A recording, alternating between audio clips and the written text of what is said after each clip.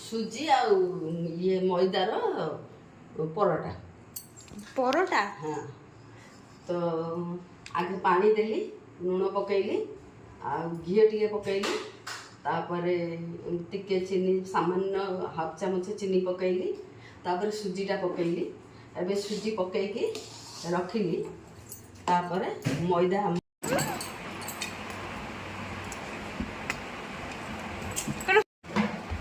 କରିପାରିବ ଆଉ ମଇଦାରେ ବି କରିପାରିବ।